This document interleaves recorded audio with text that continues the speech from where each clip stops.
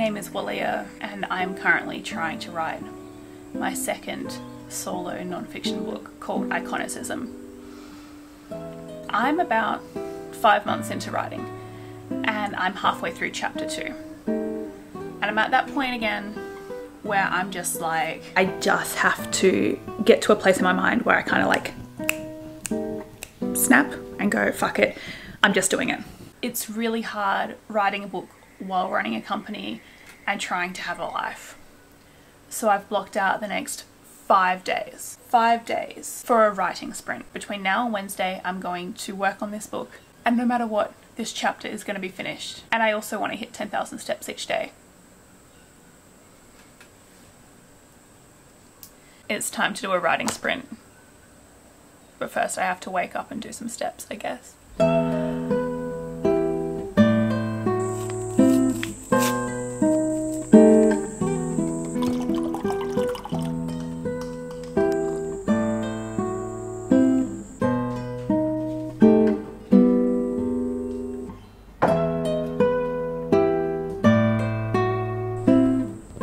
Okay, so I have eaten breakfast and now it's kind of time to get my head in the writing zone, so I'm reviewing what I've written so far and the notes I've left for myself for this part that I'm up to today.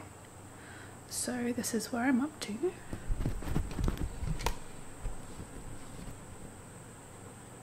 I really want to describe a lot about what it's like to enter into the special world of BTS and ARMY, the ARMYverse, or BTS's universe. I want to explore some of like the myths of the musician. I'm giving myself 4 hours because the first few hours of the day are the best for me. I know that I normally work in 4-hour blocks, and also I want to go enjoy my life this afternoon, so let's see how much I can get done. It has been a little over an hour since I started working on the chapter again.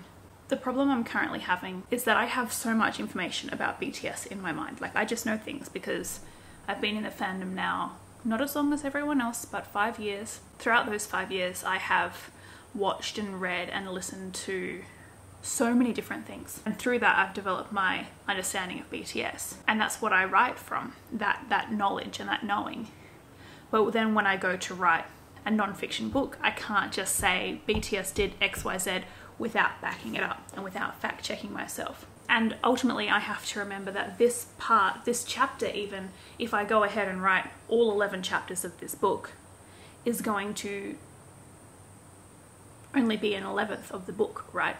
So it's not an entire book about BTS. This part is just a very, very small part, and I have to get some information to illustrate my argument. I have observed what I believe to be like the process for becoming iconic. And this book is kind of detailing each one of the steps or each one of the components, because it's not a linear trajectory, it's just a component kind of graph.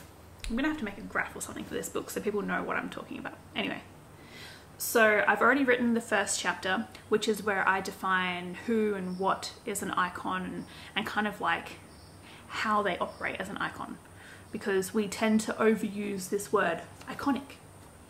Oh, that's iconic. Well, what does that word actually mean, and what do we mean when we're saying it, and what is a true icon?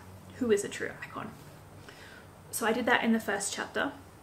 In the second chapter, I'm kind of going to one of the first kind of underlying components of an icon, which is through icons, people get to experience powerful myths. So in this part of the chapter, I'm explaining what it was like to first encounter BTS. It was here amidst the crowded internet that I encountered what I believe to be one of the biggest phenomenons of my lifetime. Though I dearly wanted what I was feeling to be for me and me alone, I was part of a much bigger, for lack of a better word, plot. For beneath the surface of an all-singing, all-dancing, smiling face of capitalism troupe lies encoded meanings powerful enough to mobilize fans in their millions. Through the aesthetic contact provided by the bright flashing lights of the K-pop machina, fans are able to experience powerful myths that harken back a millennia and take root in the deepest recesses of the collective unconscious. So that's kind of then what I have to spend the rest of the chapter backing up. For the past hour, I've pretty much just watched YouTube videos. Cool. It is 12:18 and I'm calling it a day. My body is sore, my brain is distracted. It is so warm, even with the aircon on, that I am sweating sitting here. Writing is so non-linear. Like, I can't expect to be able to sit down every day and pump out a few thousand words. It's just not logical. And it frustrates me to see people online talking in those ways, as if like writing 1,000 words a day is going to equate to good work. It's going to equate to a book deal, to success in selling the book. Like, there's not really any correlation. So I did some really important thinking today and getting like in the zone. And just for reference, I have written 418 words. That's fine by me. That seems to be my new daily average, is like 500 when I sit down, just because I'm doing a lot of thinking and structuring and restructuring and figuring out which parts go in which subsections of the chapter, because I'm trying to build the narrative, but I'm also trying to build the theory. There's a lot that I'm doing, and writing is more than just writing, which is why it's important to set aside time, but not a word count goal. Because I spent most of that time watching videos, thinking thoughts, doing research, walking laps, getting my head in the right space, really thinking a lot about what I want to write, and analysing and critiquing. And this, you've got to actually think about what you're writing. I'm on track. I said I wanted to take 2 writing sessions to do this part of the chapter. I'm on track for that. And now I want to go have a nice day, because I have a really bad habit of taking life too seriously, and when I get in writing holes like this, I just only write and then lay in bed and do nothing. So in the moments where I'm not writing, instead of being sad and kind of being a recluse, I want to do better at getting out into the world, to go for walks and swims and eat nice food and see nice people, which is a huge step for me, because I am a hermit. In order to be a better writer, in order to be a better human and to enjoy my life more, I want to go out and live. So that's what I'm going to do today.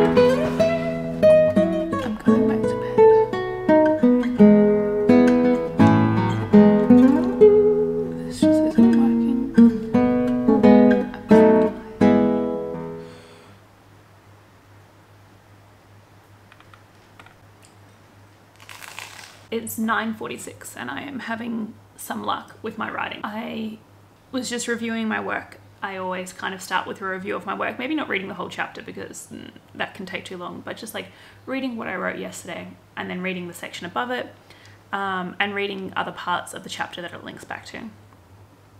And I realized that I needed to write a better like segue kind of introduction to this part that I'm working on. And what came to me is that I really wanted to, in this part of the book, introduce BTS as the underdogs and kind of explore the myth of the underdog and use that to kind of frame what I'm talking about in this part of the chapter. I always find that coming back to finding like an argument or a general theme or key tension always strengthens whatever I'm writing. Not that I think the entire book, every single paragraph needs to be an argument, but like every single part, especially because it's non-fiction, right, and I'm trying to build ideas and theory, there has to be some kind of greater reason for me sharing this information. Some kind of problem, some kind of issue to be explored. Just to kind of like give a really strong backbone and greater nuance and depth to what I want to share. So for the first hour, I think that's a pretty good place to be, and now I just have to write some more. I really don't want to be doing this right now. It's so hard to focus. I've written like 241 words. Once again, not that word count counts too much, but far out, like to be spending this much time.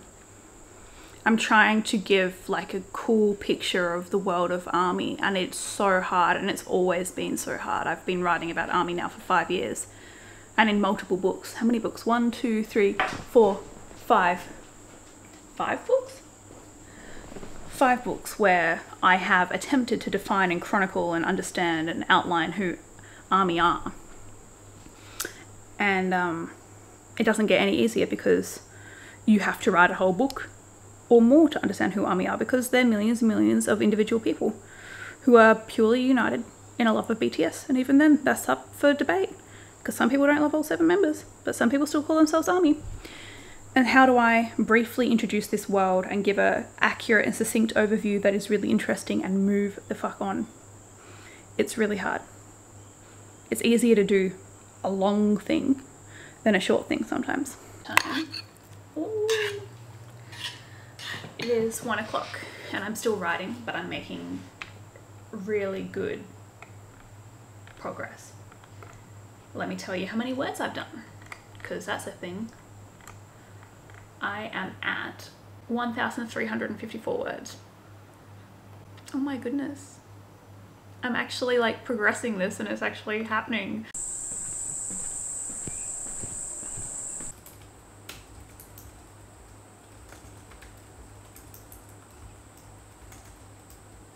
I just finished everything that I wanted to finish today. 1,700 words, a whole section.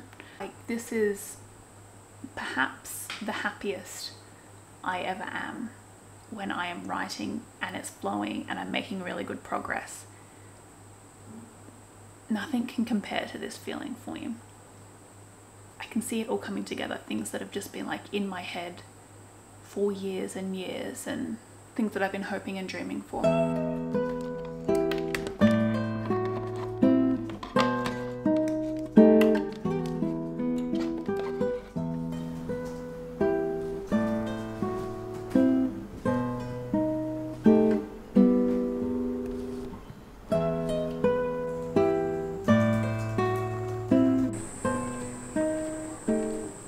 Day 3 of writing sprint.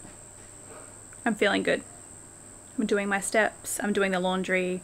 I've already reviewed what I wrote for the past 2 days, and I've edited it, I've rearranged it, and now I'm ready to start writing this next section, which is really important because it's the entire argument of the whole chapter, showing the link between mythology, ancient mythology, archetypes, contemporary mythology, storytelling, narratives, and how that creates icons. So welcome to my very messy workspace for the day. Just keeping it real. So we have got my pile of washing that I tipped out of the basket this morning because I needed it, because I was trying to do other loads of washing, so I need to at some point put all this away, but you know, no time for that now. And then we have got my bra hanging off the edge of the bed, because why not? Last night's curry and papadums, because I need carbs real bad. One of my authors who I absolutely have to meet with this week could only meet today at 1 o'clock. So even though I tried to keep my schedule clear, I mean, welcome to business, I could not. So I've got a meeting, so I'm going to try and eat and keep writing, and then have the meeting, and then come back and be really focused and keep writing for a few more hours. 신문하고 쓰레기. 서울하고 워싱턴. Day 3 is done. I wrote 1,300 words today. It's just happening. It's happening.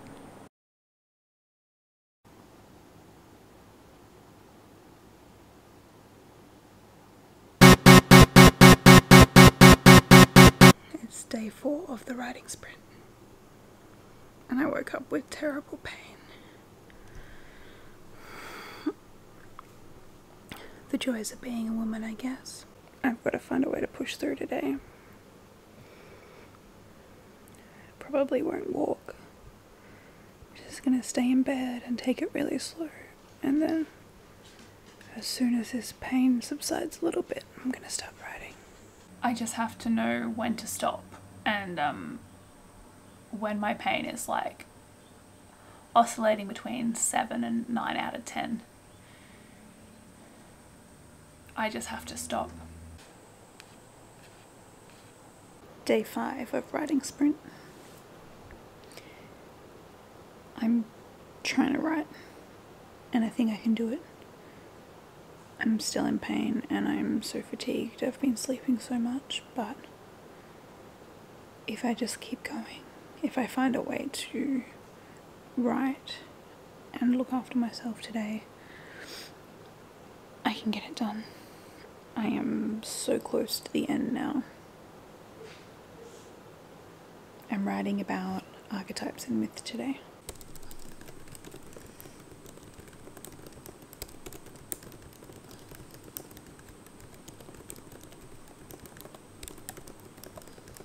It's a leap day today, an extra day, and that's exactly what I need to finish this chapter. I've got maybe 2 good hours of writing in me, and then I have to get ready and go to work. So, this is it. My last chance to work on the chapter. I think I can do it.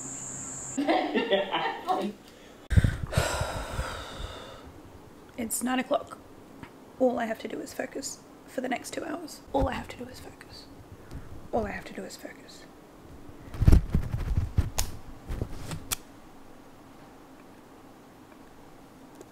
Focus. I'm so zen. I'm so zen, and I'm doing it. Okay. I can do it. I'm gonna do it. I'm doing it.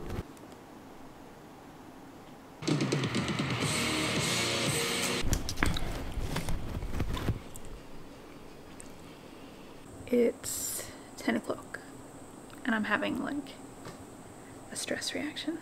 My body is shaking. I feel like I want to cry. Just the pressure of knowing I have to leave for work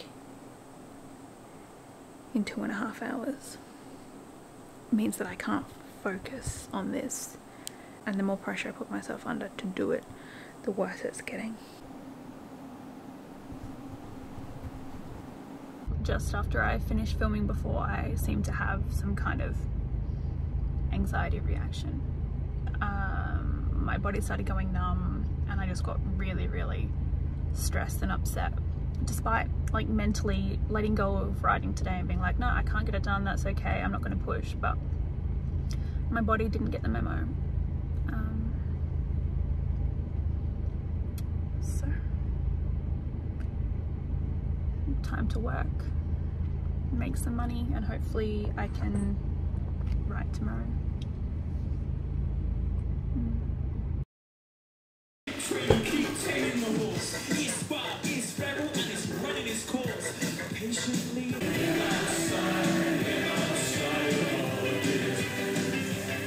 It's Saturday, a week since I started the sprint, and I'm not doing well. My hormones are so dysregulated that any kind of pressure or stress, which is only natural when trying to write something or live life, even if it's very positive, it's being interpreted as a complete attack. And my cortisol levels have been like spiking for days. I can feel it. My heart rate is way higher than normal. I have moments of my arms and legs like going numb, and right now I can't breathe properly. And then the intense like pain from inflammation that comes from high cortisol, and then the fatigue because then the cortisol's dropping away and I just drop into nothingness. And that's not the place I want to write my book from. I don't want to write it from a place of forcing myself and being dysregulated and overly upset and distressed. Like I can't do that. I don't want to do that to myself or the book. So